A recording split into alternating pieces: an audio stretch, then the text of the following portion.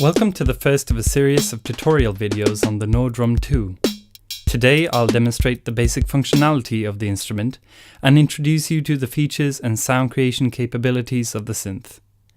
I'm playing the instrument via the Nord pad, an optional accessory which can be connected at the back.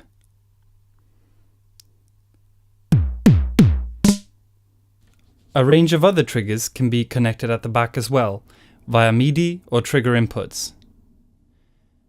We start out in program mode, which means the data knob changes the program number and allows you to scroll through all of the saved presets.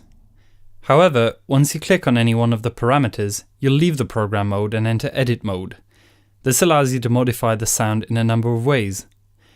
To better understand what the parameters mean, we'll go through the various sections of the synth. Each channel has a noise, tone, and a click section. By using the solo function, you can hear what part of the sound is coming from which section. Hold down the shift button whilst clicking the solo button above it to access solo mode. So first here's the full sound again. And now activate the solo function by pressing shift solo. Now click on any parameter in the tone section to switch the solo here. Or the click section in solo. Now disable the solo to hear the three parts playing together again. Finally, the master section allows you to edit effects, level and pan for the entire channel.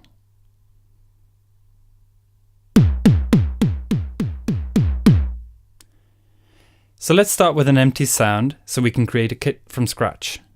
Initialize the sound by holding Shift and both the copy and paste buttons. The channel will now sound like this. I'm editing channel 1, but that has no significance as all of the channels have the same functionality. First off, click on the mix button and go all the way to the right, leaving only the tone section. Click on the wave parameter of the tone section. You'll need to hold down the button whilst editing in order to access the lower parameter. Select waveform A1. This is a sine wave, which will give us a good base for a drum machine sounding kick drum. Next, click on the pitch parameter and change the pitch down to 30. Add some pitch bend by setting the bend parameter to 15.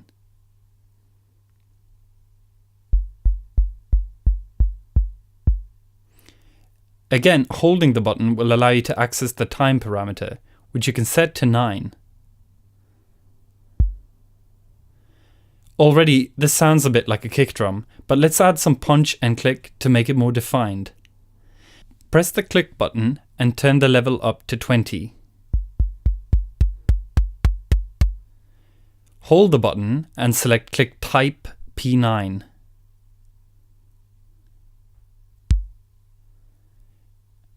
Now go to the punch parameter, which is in the tone section, and select punch type L2.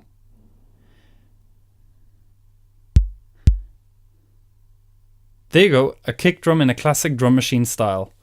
You can make this sound more interesting in any way you like, adding and editing effects, mixing in some noise, or changing the waveform. But for now, let's move on and make a snare to go with this kick. Copy this sound by pressing Shift Copy. Go to the next channel using the channel select button and paste the sound with Shift Paste. Pitch it up to 56. And add some noise using the mix parameter. Now already this sounds a little bit like a snare, but it could benefit from being a bit brighter.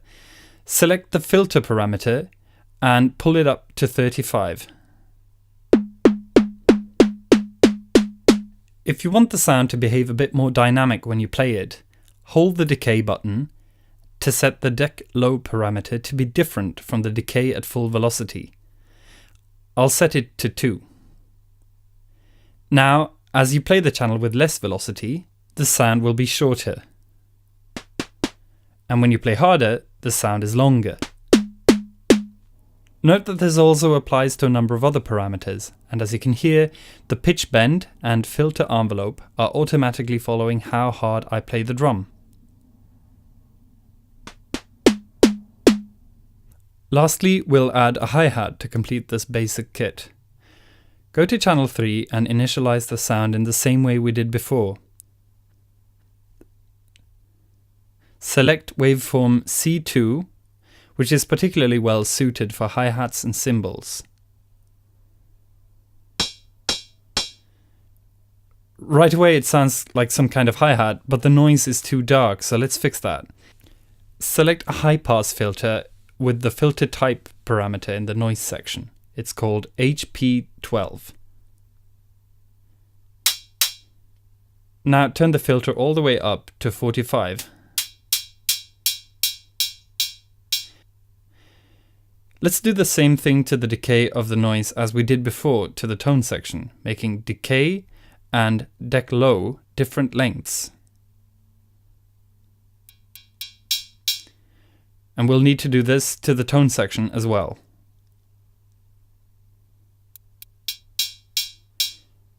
So now we have a basic kit.